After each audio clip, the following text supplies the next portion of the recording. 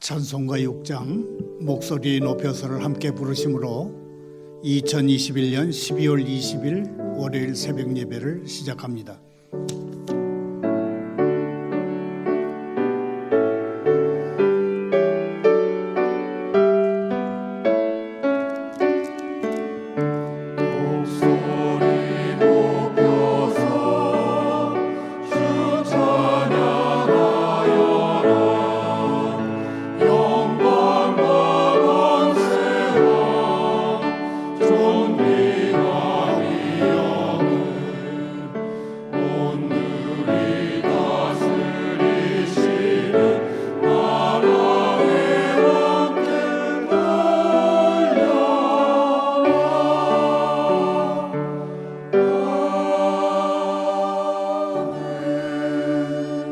계속해서 310장 하나님의 은혜로 함께 부릅니다.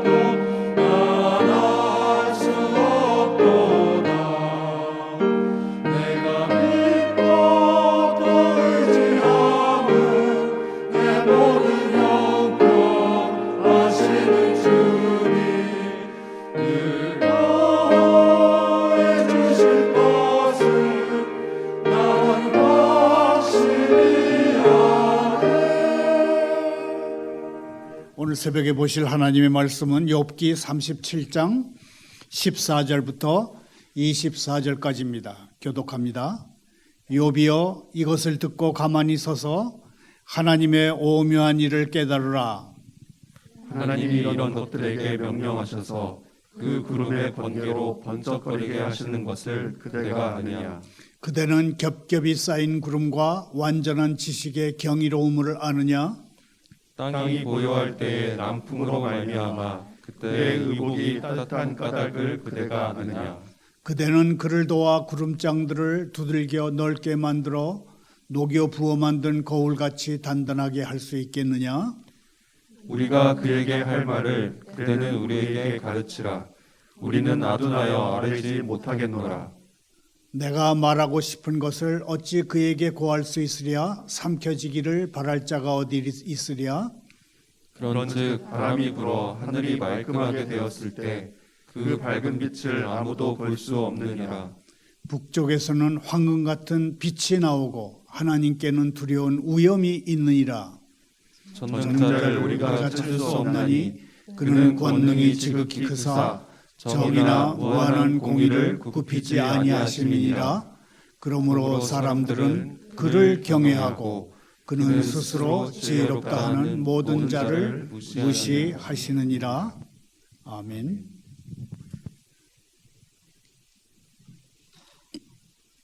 하나님 아버지,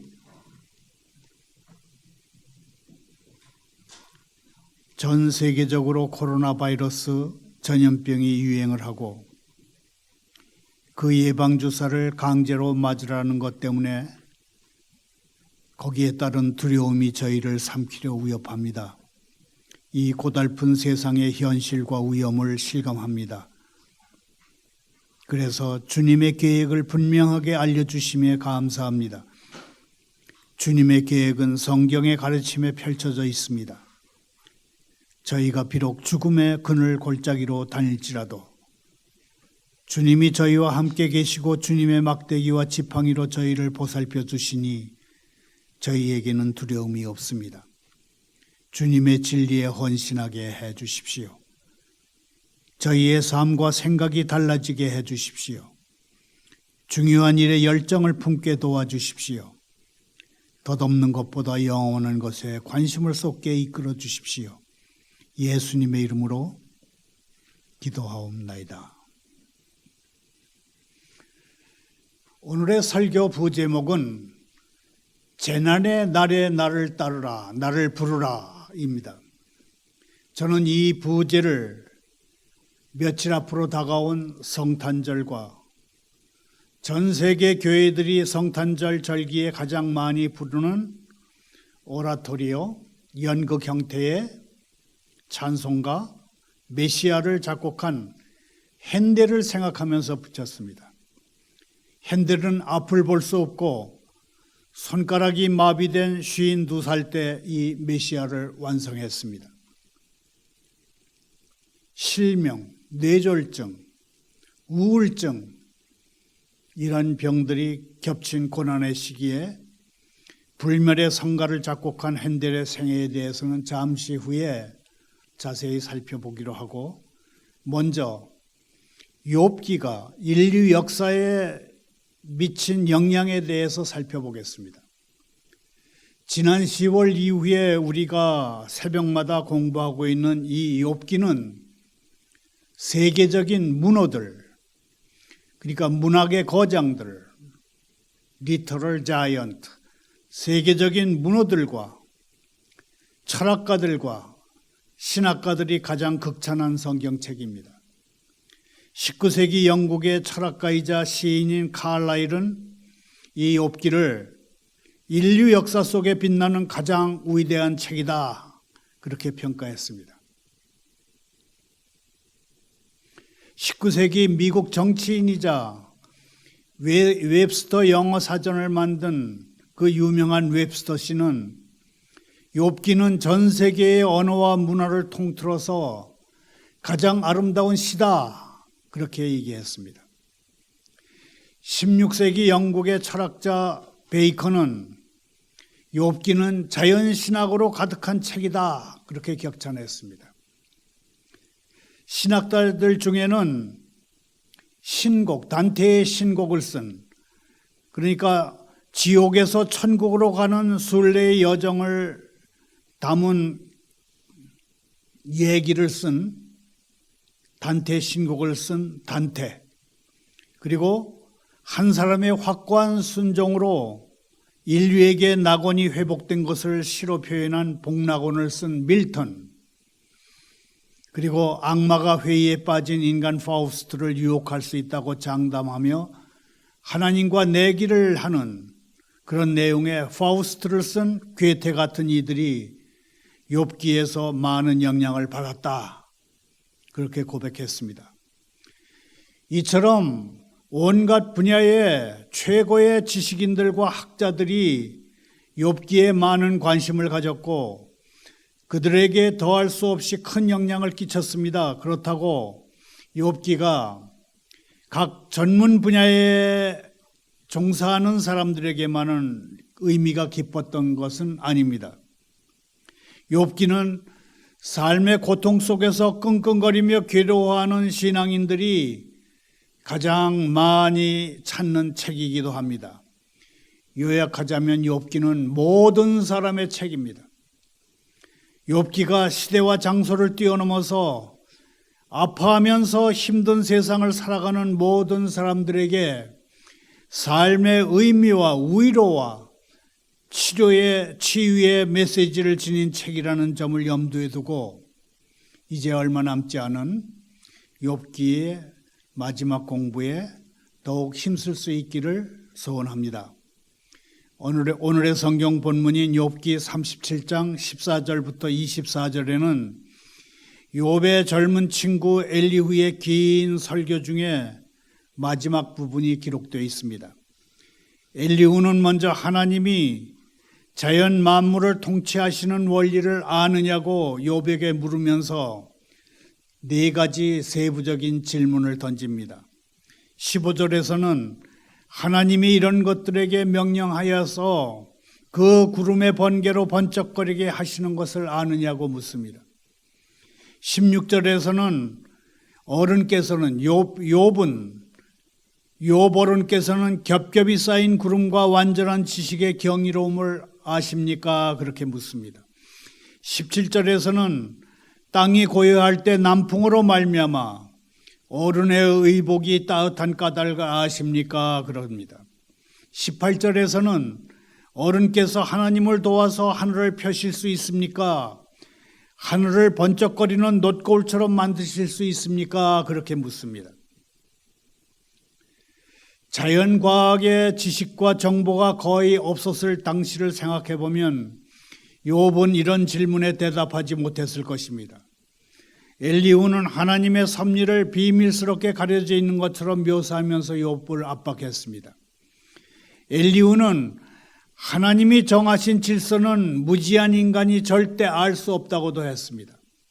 하나님을 이해하지 못하는 인간이 할 수 있는 일은 하나님을 찬양하는 것밖에 없다, 그렇게 주장했습니다. 맞습니다. 하나님은 크고 전능하신 분이 맞습니다. 하지만 그렇다고 해서 우리가 영원히 다가가지 못할 그런 존재는 아닙니다. 오히려 하나님은 그분의 크심을 이유로 해서 그분의 백성을 부르십니다. 나는 이렇게 위대하니 함부로 다가오지 말라가 아니라 나는 전능한 존재이니 연약한 인생들은 나에게 의지하라고 하나님은 말씀하십니다. 하나님은 인간이 사는 세계와는 차원이 다른 곳에 단독으로 계시지 않습니다. 자막을 따라 함께 읽으면서 정리합니다. 하나님은 인간이 사는 세계와는 차원이 다른 곳에 단독으로 계시지 않는다. 하나님은 계속 세상을 부르시며 나는 내 하나님이다라고 말씀해 주십니다. 하나님은 우리가 멀리서 찬양하기를 바라지 않으시고 가까이에서 예배하기를 원하십니다. 성도들을 내 앞에 모으라는 것이 하나님의 마음입니다. 그러므로 크신 하나님께, 사랑이 많으신 하늘 아버지께 우리는 기대해도 됩니다. 우리가 우리 인생 자체를 걸어도 됩니다. 하나님의 은혜로 합당한 믿음과 건강으로 이 새벽에도 하나님을 예배하기 위해 모인 우리가 바로 하나님 아버지의 자녀들인 것입니다. 21절에서 엘리후는 사람이 하나님을 만날 수 없다고 주장합니다.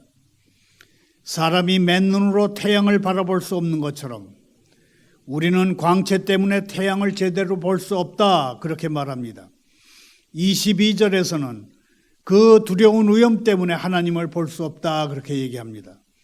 하나님이 금빛 찬란한 광채로 북쪽에서 나타나시면 우리는 그 두려운 위험 때문에 감히 하나님을 바라볼 수 없다, 그렇게 얘기합니다. 23절에서도 하나님의 전능하심이 하나님과 인간 사이를 가로막는 것처럼 말합니다. 전능자를 우리가 찾을 수 없나니 그는 권능이 지극히 크사 정의나 무한한 공의를 굽히지 아니하심이니라 그럽니다. 이처럼 젊은 친구 엘리후는 하나님의 눈부신 광채와 두려움, 위험과 정의와 공의를 굽히시지 않는 하나님의 권능 때문에 사람이 하나님을 만나는 것은 불가능하다, 그렇게 주장합니다. 그러나 시편 기자는 전혀 다른 말씀을 전합니다. 시편 50편 15절 말씀입니다. 환난 날에 나를 부르라. 내가 너를 건지리니 네가 나를 영화롭게 하리로다. 하나님은 고통 속에 있는 그분의 자녀를 무관심하게 내버려 두시지 않습니다.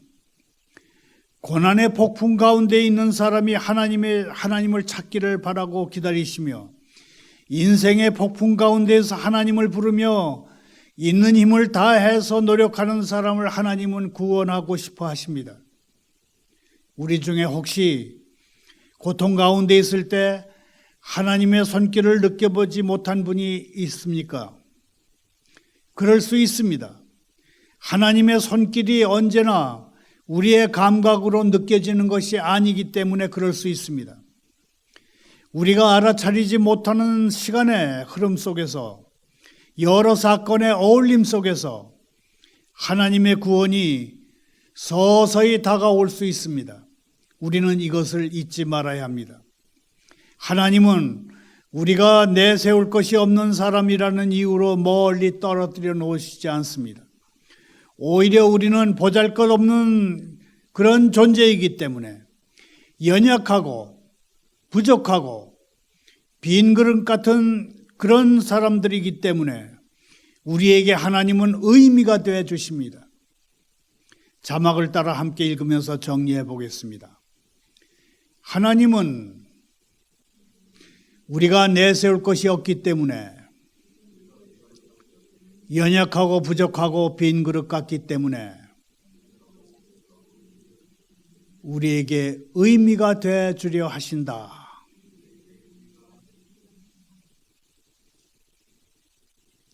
욥의 젊은 친구 엘리후는 하나님이 크고 전능하시다는 이유로 감히 가까이 다가갈 수 없다는 결론을 내렸지만 하나님은 크시고 전능하시기 때문에 우리가 그분께 다가가기를 바라십니다. 우리가 고통 가운데 있을 때 건져주시려 합니다. 이보다 더 큰 은혜는 없습니다. 주님의 큰 능력이 우리가 다가가지 못하는 이유가 되지 못합니다. 말을 맺습니다. 시편 50편 14절 15절을 함께 읽겠습니다. 감사로 하나님께 제사를 드리며 지존하신 이에게 내 서원을 갚으며 환난 날에 나를 부르라. 내가 너를 건지리니 네가 나를 영화롭게 하리로다. 2021년 성탄절이 사흘 앞으로 다가왔습니다. 성탄절에 자주 공연되는 음악이 핸델의 메시아입니다. 예수님의 생애와 구원을 그린 이 작품은 성탄절기에도 어울리지만 음악으로도 최고의 명작입니다.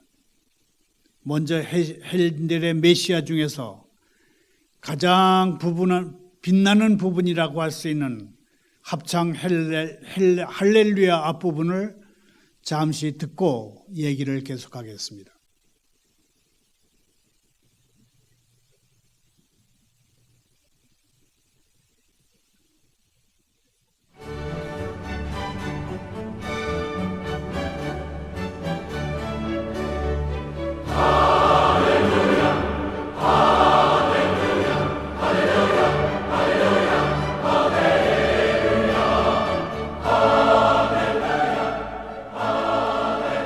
핸델은 독일에서 태어났습니다. 20살 때 외국으로 나가서 50년 가까이 영국에서 살았습니다.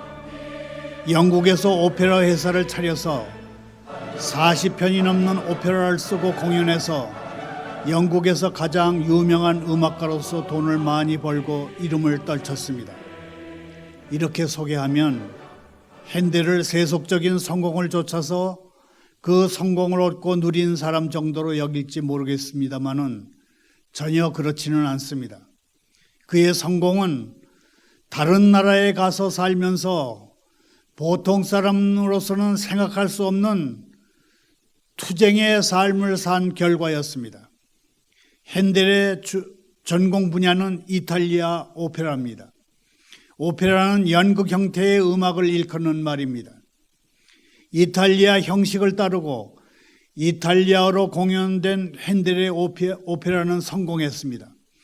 그러나 그것은 영국 것이 아니었기에 미움과 반대도 거셌습니다.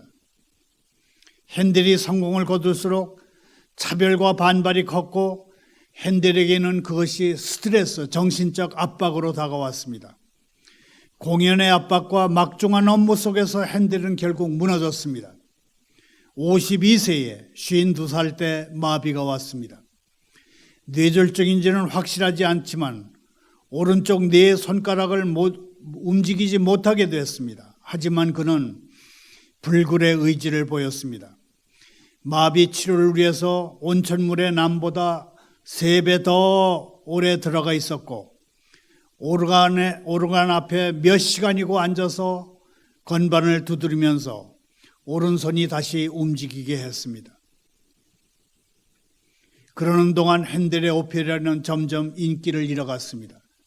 그러자 그는 이탈리아로 된 메시아의 영어 가사를 붙여서 다시 도전했습니다. 그 시기에 쓴 오라토리오가 메시아입니다. 오라토리오는 성경의 장면을 노래로 표현한 기독교 음악을 얘기합니다. 메시아 공연 때 객석에 있던 왕이 감동한 나머지 자리에서 일어나자 청중도 다 함께 일어서서 들었다는 얘기가 전설같이 전해져 내려옵니다. 영국 더블린에서 메시아 최초 공연에 성공하고 런던으로 옮겨와서 두 번째 공연에서도 성공해서 핸델은 그 명성과 함께 막대한 수입을 올렸습니다. 그러나 핸델은 자기 생애에 메시아 공연에 따르는 수익금은 한 푼도 자기 것으로 쓰지 않았습니다. 모든 공연 수익금은 교도소 선교회와 자선병원과 런던 병원 같은 일반 병원에 보내서 쓰게 했습니다. 믿음이 두텁고 참된 그리스도인이었던 핸델은 부분적으로나마 치유돼서 다시 작품을 쓸 수 있었던 것만으로 만족하고 하나님께 감사했던 것입니다. 하지만 핸델은 또다시 시련을 겪습니다. 시력을 잃어가다가 이제 완전히 앞을 못 보게 되었습니다. 그래도 핸델은 매년 자선 공연을 벌였고 은퇴한 음악가들, 가난한 사람들, 그리고 자선병원에 수익금을 보냈습니다. 그는 시각장애, 뇌졸중, 우울증까지 겹쳤지만 마지막까지 대담한 삶을 이어갔습니다. 오라토리오 삼손 공연 때는 해도 달도 없습니다. 한낮의 불꽃은 어디 가고 어둠뿐입니다. 그런 가사가 들어있는 삼손, 오라토리오 삼손을 공연할 때는 시각장애인 삼손의 노래가 울려 퍼지자 관객들은 올간 앞에 앉아있던 눈먼 핸델을 보면서 눈물을 흘렸습니다. 치열하게 살아온 인간이 겸허하게 맞이하는 생의 마지막 모습을 떠올려 볼 수 있는 그런 장면입니다. 시편 50편 15절을 다시 읽게 됩니다. 환난 날에 나를 부르라. 내가 너를 건지리니 네가 나를 영화롭게 하리로다. 이 말씀은 핸델처럼 우리에게도 하나님이 필요하다는 사실을 강조한다고 할 수 있습니다. 우리가 기도하면 우리가 감사드릴 일이 생길 것입니다. 하나님을 의지하는 자세를 가진 사람은 하나님을 예배할 수밖에 없습니다. 예배를 진정으로 드리는 예배에도 진정으로 드리는 예배가 있고 형식적으로 드리는 예배가 있습니다. 진정한 예배인지 아닌지를 측정하려면 사람들이 드리는 찬양이 어느 정도인지 보면 압니다. 진정한 찬양은 회중의 형식적인 노래가 아니라 회중 속에서, 회중 안에서 개인적으로 친밀하게 드리는 찬양을 의미합니다. 예수님의 생애와 구원을 노래한 합창곡 메시아를 작곡한 핸델의 일생을 놓고 한 전기 작가는 이렇게 평가했다고 합니다. 핸델은 하나님과 인간에 대한 진정한 의무감으로 온 세상에 완벽한 자선을 베풀며 선한 그리스도인으로 살았습니다. 핸델은 하나님과 인간에 대한 진정한 의무감으로 온 세상에 완벽한 자선을 베풀며 선한 그리스도인으로 살았습니다. 전염병이 걷잡을 수 없을 것 같이 퍼지고 그에 따라서 과도한 공포가 덮친 가운데 성탄절을 앞두고 있습니다. 이 엄중한 고난의 때에 우리도 핸델처럼 하나님을 부르며 불우한 이웃들을 향해서 우리의 전문 지식과 직업으로 최대한 자선을 베풀며 나가는 오늘 하루 또 한 주간이 되기를 소원합니다. 감사합니다. 기도합니다. 하나님 아버지, 너희는 강하고 담대하라. 두려워하지 말고 그들 앞에서 떨지 말라 하신 주님. 저희가 물속을 통과하고 불속을 지나던 때를 모두 기억합니다. 감당 못할 시험이었고 용광로 같은 시련이었습니다. 증거처럼 흉터도 남아 있습니다. 지금도 저희 앞길을 큰 산 같은 시련이 가로막고 있지만 주님을 신뢰합니다. 주님, 저희 마음 깊은 곳에 역사하십시오. 삶의 시련을 감당할 용기를 주십시오. 현재 당하는 시련은 물론 장차 다가올 시련까지 견디게 하십시오. 바람직하지 못한 태도를 버리게 하십시오. 드넓게 펼쳐진 가능성의 세계를 보게 하십시오. 좋은 생각으로 용기를 북돋아 주십시오. 소망과 기쁨을 품고 미래를 맞이하게 하십시오. 해롭고 파괴적인 태도를 버리고 격려하는 태도를 퍼뜨리게 하십시오. 예수님의 이름으로 기도하옵나이다.